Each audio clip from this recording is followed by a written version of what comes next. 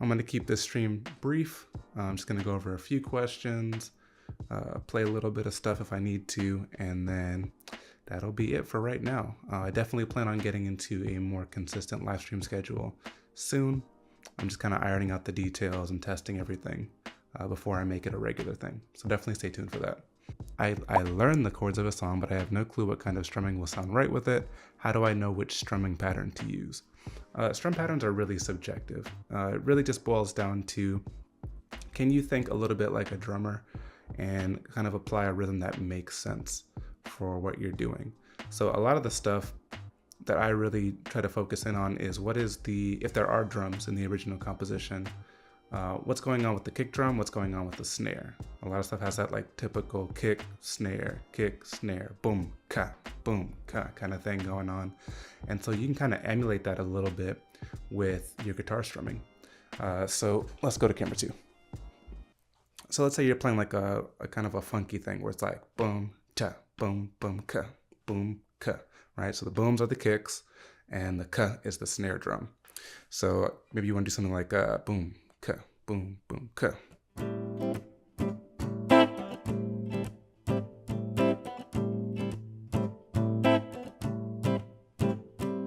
Right, it's like a boom, ka, boom, ka, boom, ka. When I'm hitting that snare drum, or when I'm trying to emulate what that snare drum is doing, I'm hitting the higher strings, right? This is an A minor 7 chord. So I'm hitting the higher strings to kind of give the snare, or to represent the snare, and I'm hitting the lower string, basically like the E string down to the D string maybe. And that's kind of where I would hit for the kick.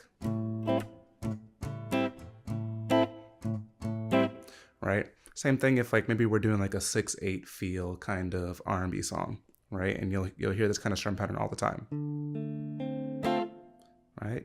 It's like a da da da da da da 1 2 3 4 5 6 1 2 3 5 6 1 2 3 5 6 1 2 oh, messed up 1 2 3 4 5 6. Whenever I'm hitting that last part, that's usually coinciding with when the snare would be hitting, or maybe it's like a side stick, kind of a rim shot thing. But that's what it is. You're kind of just finding out what rhythm really flows with the song, maybe listening to the drummer, and then just kind of emulating that where you have some rhythmic portion is lining up with the different parts of the drum kit. So next one, what's a good first song to learn on guitar? I want something that sounds cool but won't take forever to learn, just something fun to play. So I don't have a first song for you, but one of the first things I learned on guitar after I learned my open chords, basically like your G major chord you need your C major chord, you need your E minor chord, and you need your D major chord, right? And so in the key of G, that'd be a 1. I'm talking about the number system here. 1, 4, 6, and 5. All right. And so what that is, you can basically make all different kinds of progressions up from that. So one of the first things I learned was just doing that same order, which was G major to C, E minor, and D major. So G major, C major, E minor, and D major. And then I would just try mixing them around. So after you get like a basic strum pattern, down, down, up, whatever you want to do, you would just try mixing them around. So you do like G, then D, then E minor, then C. Then you could do G, E minor, C, D. It's just all the different combinations of that. And I would try whatever basic strum pattern that you already know. Or maybe if you don't know one, just look up some really basic strum patterns: down, down, up, down, up. And just kind of cycle through those chords and practice transitioning from each of those different pairs of chords. That'll take you if you're like an absolute beginner, that'll take you a while to really get smooth. So I would definitely start there. How can I play and sing at the same time? I can do one or the other fine, but as soon as I try to combine them, I fall apart. You and me both. That's really like a tough thing. Depending on how complex the guitar arrangement is, is a little bit tough, but if you're just kind of strumming along, it gets a little bit easier. The only way to really get good at it is just to practice it a lot, over and over. And that's a weak point for myself, where, yep, I kind of go in between focusing on the vocals, between focusing on the guitar, back and forth, and neither one am I doing as well as I want to. But the idea is the more that you do it, the more that you actually practice it, you really, I find for me personally, the vocals tend to take up more of the mental energy. So I want to get the guitar part to feel as automatic as possible. All right, and you got to practice those transitions, and you have to practice the rhythm, but really try to focus a little bit more on the singing, and because the vocals are the main star of the show in any kind of song, right?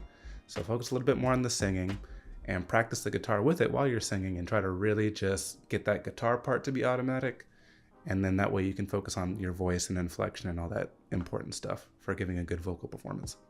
So that'd be my advice for that. My fingers keep touching strings that they're not supposed to, and it makes my chords sound muted or buzzy. How do I keep from accidentally muting strings? That's what it was. Okay. So with the muting of strings, all that stuff really comes from not having enough of a like C-shaped curl. If I go like kind of like there, you know, your finger's gonna make that C shape, and they do it that way that you can only keep your fingertip on the string and not touch what's next to it. So the better that you keep that C-shaped curl in your finger, the less likely you are to touch an adjacent string and provide that muting. So it really is a matter of just practicing these chord shapes, and when you're gripping the chords, let's say you're playing a G major chord, play each string one at a time. Oh, let's do this one.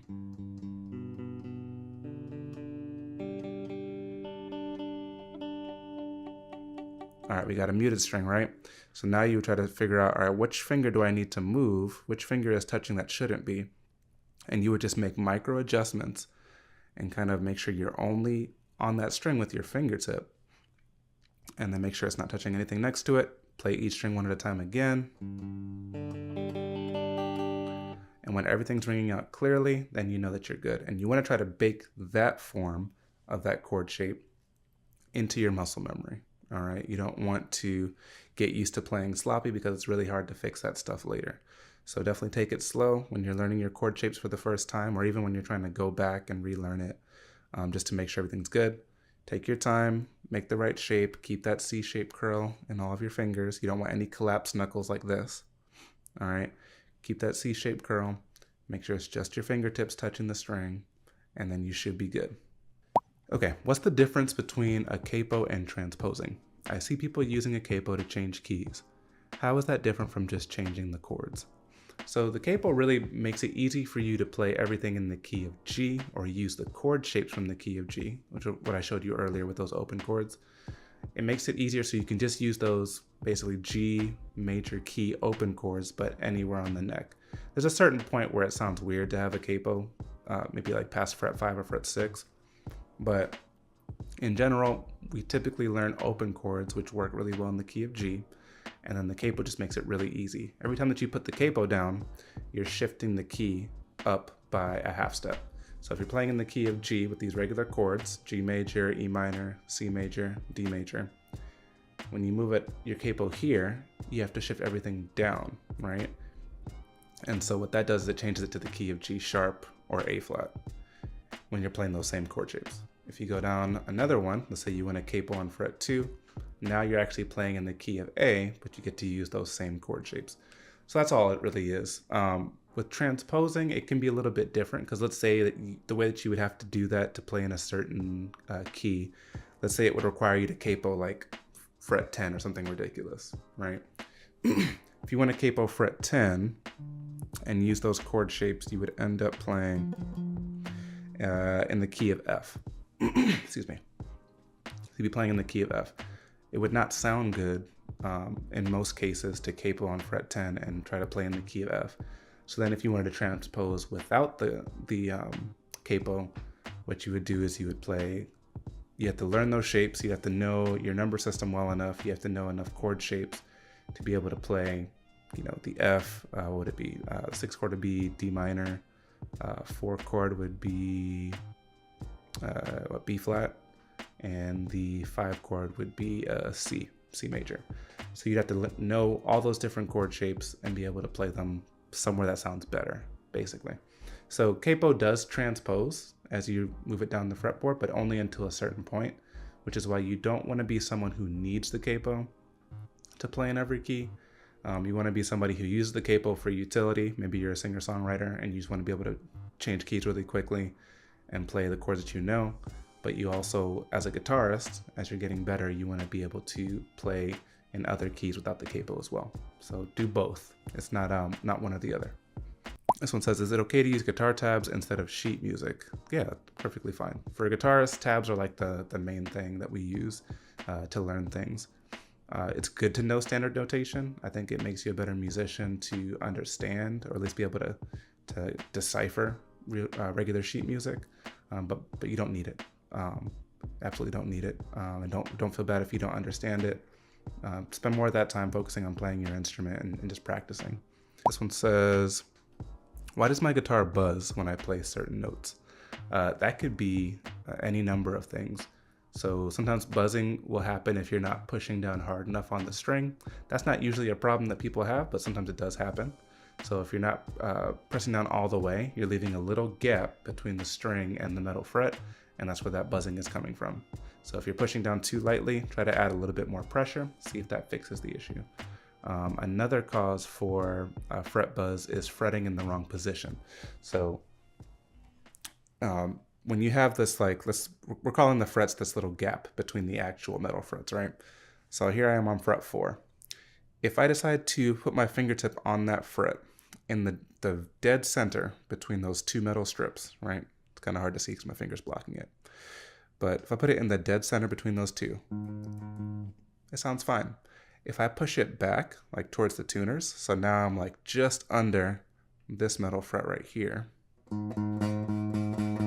I'll get some buzzing right there. So typically what you want to do is either put it in the middle of the gap, or you want to put it right behind the fret that's closer to the body of the guitar. And that'll get you the best sound. I typically try to put it right behind the fret.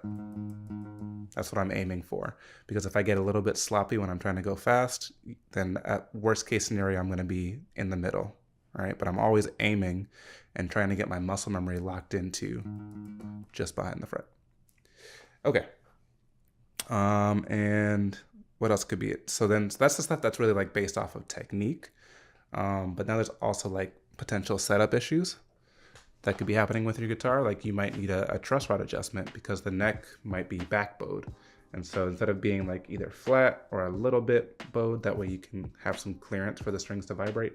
Sometimes people's necks of their guitars like this. You know, it's kind of, not this, you know, what's the word? Obvious, but it's kind of like more of a subtle bend backwards. And that can cause the middle of the neck to raise those frets up, and now your strings are hitting those frets in the middle. So that could be fixed with something as simple as a truss rod adjustment, where you would just basically tighten the truss rod and have it pull against those strings, or no, not tighten, you loosen it. That way the strings could pull it to being either flat or having a slight bow. All right. So that's one way to fix that. That might be the issue. You could also have a high fret, where sometimes the frets will kind of sprout out of the fretboard, pop out a little bit, and they might need to be tapped down with like a mallet, or they might need to be sanded down, and you might have to have some fret work actually done. Fret work has to be pretty expensive, so hopefully that's not an issue for you guys, but that's also a possibility. So anything that's basically bringing the fret close to the string unintentionally, that's what's going to cause that buzzing. So definitely, if you're not really familiar with diagnosing these things, maybe take it to a guitar tech, take it to a guitar center, something like that. Have them look at it, make sure it's not the actual instrument, and if they say it's all good, then it might just be the technique issues of putting your finger at the right spot and making sure you're pushing down hard enough. So that's about that. That's all I have time for right now. Just stay tuned for the news. I'll try to get some kind of live stream schedule together. That way you guys know when to expect me. You can bring your questions there. So thank you for watching, and I will catch you next time.